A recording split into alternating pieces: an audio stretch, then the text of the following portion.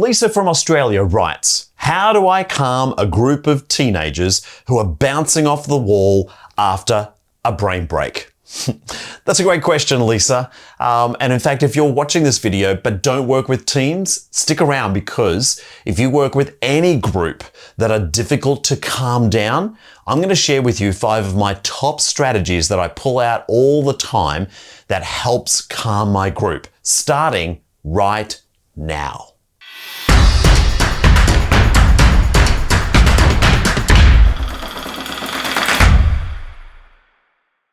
One of the most common questions I get from any group, anywhere in the world that I work with, is how do I engage my group? So in many respects, this question from Lisa is flipping that. It's basically way too much engagement, and she wants to be able to calm them down. So let's first of all understand, why is it that we need to calm them down? Now, sometimes it's because whatever you're about to move into just requires a calmer state of mind. You just need things to be a little less frazzled, bouncing off the wall.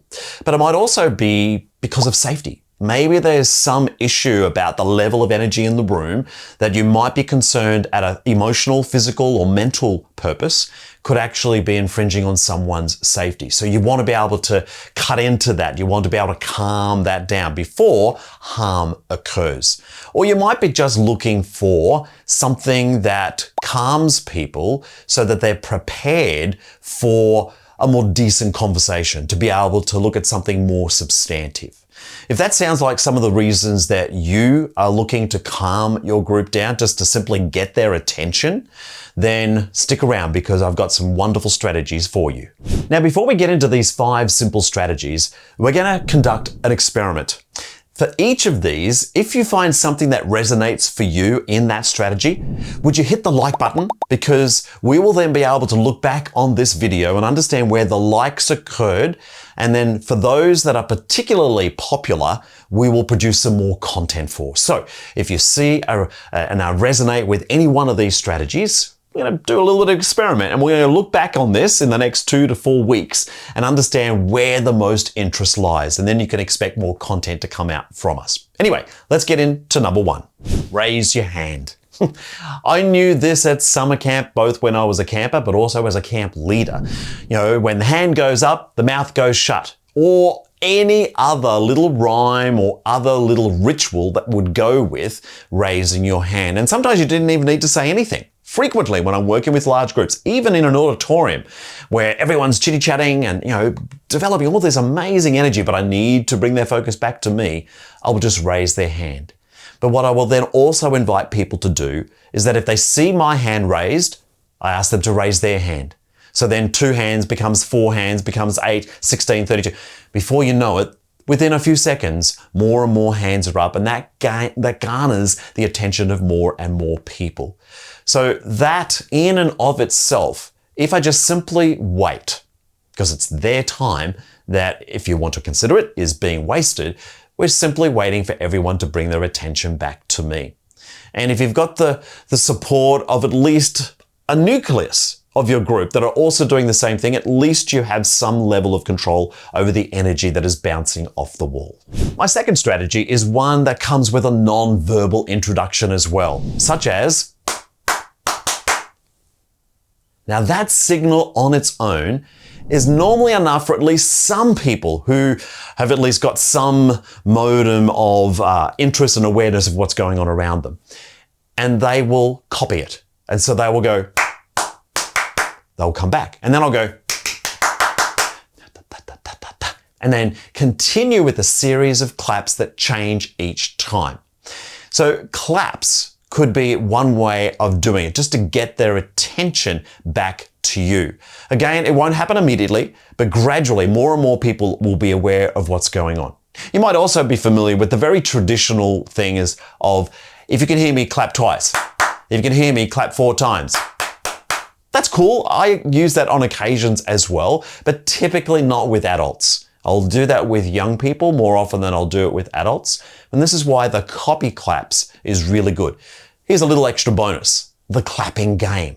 I let at least the people who are closest to me understand that my 2 hands, every time they pass, requires a clap, one simultaneous single clap from my audience.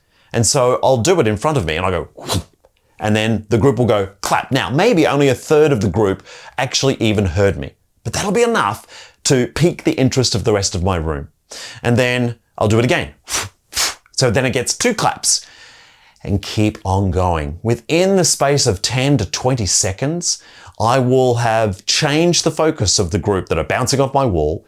They will mostly be focused towards me and now changing the pattern of their thinking and their behavior towards something that is productive. In this case, a clap or series of claps as the case may be. But note, these first 2 strategies were important because they were non-verbal. You don't often have to say anything in order to bring that effervescent group back down to earth. Many years ago, I took a course so that I could learn Auslan. That is the signing language of Australia. Much like the rest of the world have many, many different languages, same is true for the deaf community. Many different countries have many different systems. In Australia, we use both hands.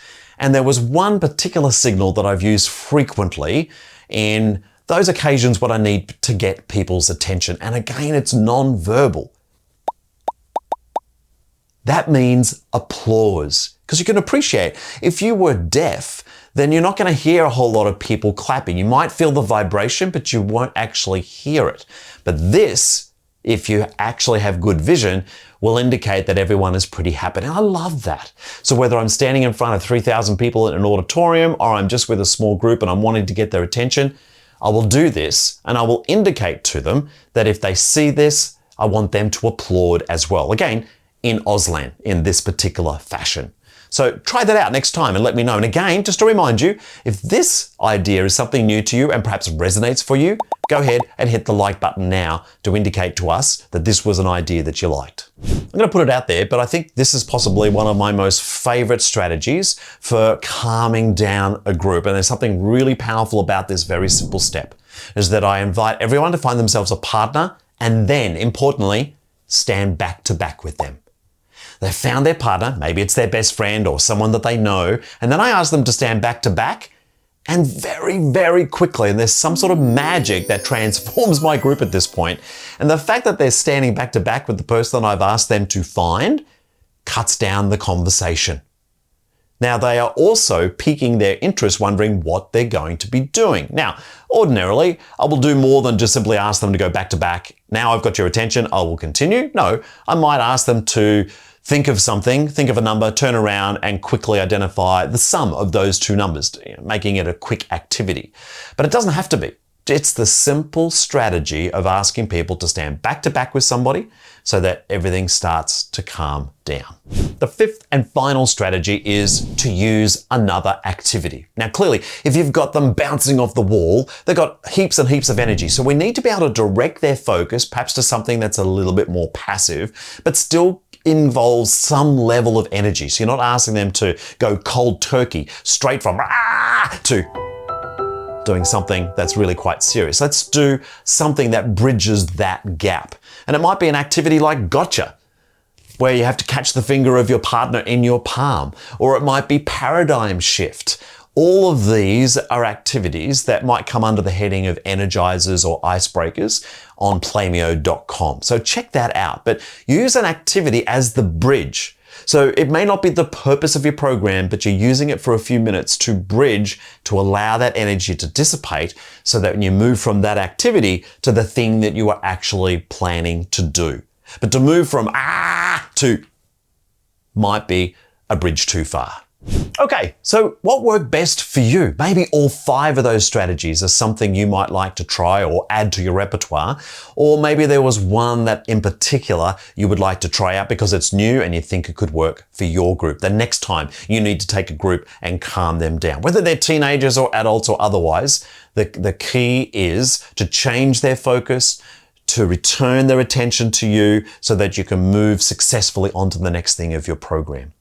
If you've liked this video, would you please go ahead and like the video now if you haven't already? And in particular, if you really like the video, go ahead and subscribe to our YouTube channel. And if you hit the bell notification, we will let you know the next time we drop some content. And finally, before you move on, as a bit of a bonus, check out one of these next 2 videos coming up right here.